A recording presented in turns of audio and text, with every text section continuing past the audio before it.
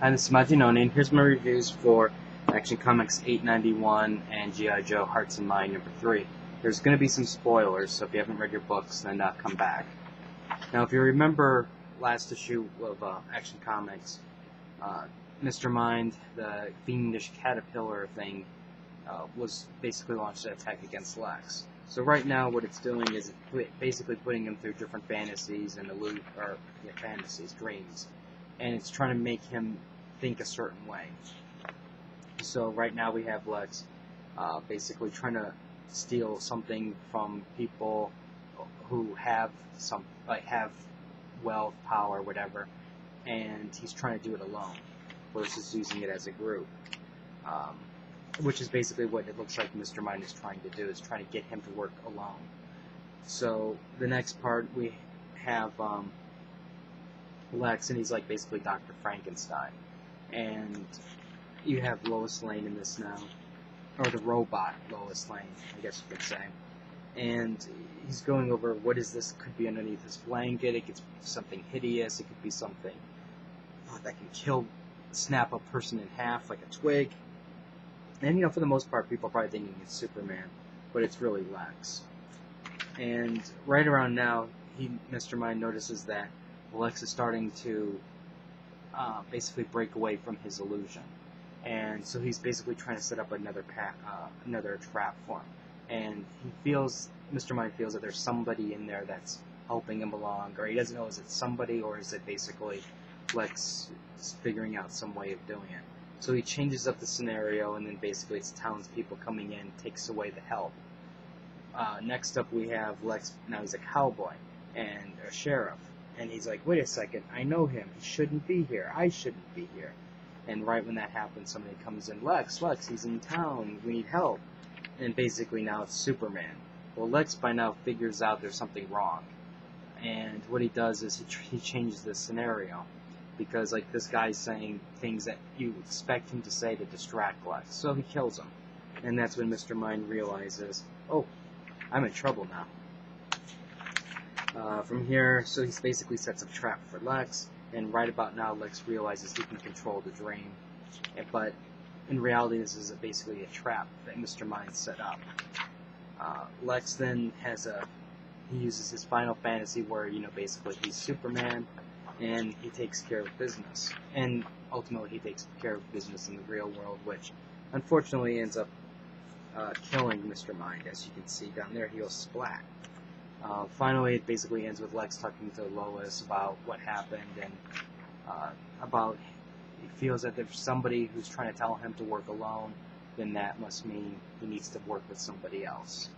And basically he also feels that there's forces working against him, so basically he contacts Deathstroke. Overall, I thought it was good. I thought the art was good. I love seeing Mr. Mind. I thought it was a great addition.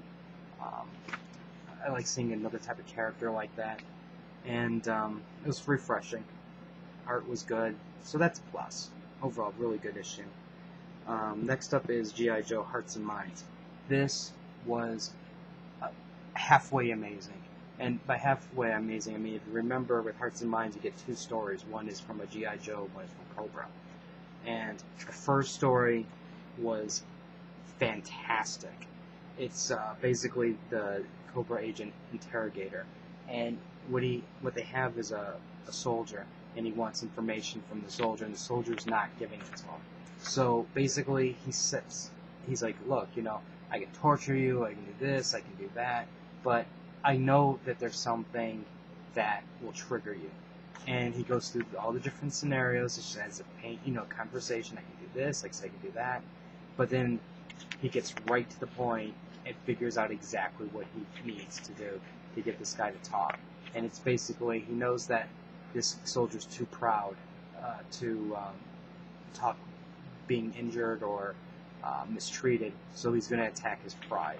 And once he figures that out, it's like, this guy's going to break. And, he basically gives him 24 hours or the evening to think about it. I mean, I really went quick over this, but this is simply, it was just so well written. I cannot say I can't say any more positive things about this. Just buy this book. The second half of the story, though, was a little bit of a letdown in that it was Deep Six, and he's basically, doing his mission under the water. And while the interrogator was going through different ways he can interrogate the person, Deep Six was going, these are all the different possible ways I can die, and along, the way through his mission. So I thought that part was interesting. It was an insight as to what he's thinking about while he's on a mission, even, and the dangers he faces just to jump into the water. Well, his mission basically is there's a downed sub, and then there's Cobra agents, so his job is basically to stop the Cobra agents. And then he goes back up to the surface being chased by Torpedo. And so ultimately he's able to outdistance the Torpedo. And while it's not the strongest of the stories that I've read so far, I have to say this is by far such a good read. I enjoy Hearts and Minds every single month. And I cannot wait for next month with Dr. Mindbender. This is a definite you must buy. If you're missing the single issues, you can't get them, buy the trades because they're so good. Overall, both of these books were fantastic. Well, maybe this isn't fantastic, but it was good. This is what a comic, an example of a good storytelling. If you have any questions or comments, feel free to leave it on the side. Who would you like to see in G.I. Joe Hearts and Minds book? I mean, personally, I wouldn't mind seeing Zartan. I think that could be kind of cool.